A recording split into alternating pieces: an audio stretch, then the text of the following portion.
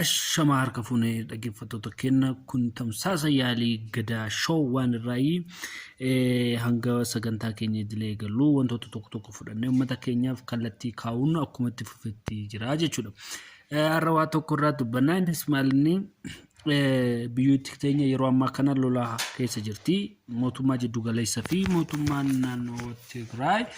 kana rammo crisis yookiin miidhanii dhufumaal inni jennee ilaaluun barbaachisaadha because Oromoon wan kanarraa akkamitti miidhamaa Oromoon akkamitti gatii kafaluu danda'a ka jedhan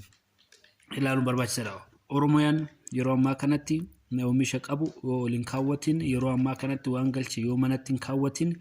oomisha qabu yoo isaaseessa seeraan alatti rakkoo cimaa seenuuf deemaa jechuudha. Sababni isaas mootummaan naannoo Tigraay mootummaan naannoo Amaaraa dhimma nageenyatti tasgabbii dhabuutiin yeroo oomisha isaanii ittiin fayyadamne oomisha siin qabanii totally naannoo Tigraay oomisha waan hojjetan natti hin fakkaatu because just lorora waan jiraniif Amaarallee sababa walitti bu'iinsatiin oomisha hin qabanii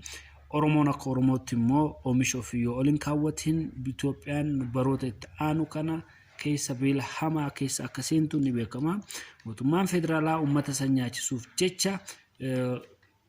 deeggarsolee World Food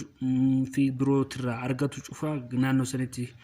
oofuun isaan oolu Oromoon kan hubatee qabeenya isaa ol yoon kaawwatiin qarqaramuudhaafis yeroo itti rakkatuuf deemu waan jiruuf biyyoonni Oromoo mootummaan biyyaa biyyoonni siyaasa Oromoo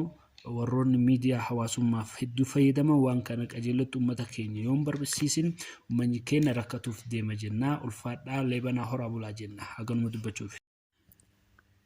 Ashama harka fuunee dhaggeeffattoota keenya kun tamsaasa yaalii gadaa shoowwaan irraa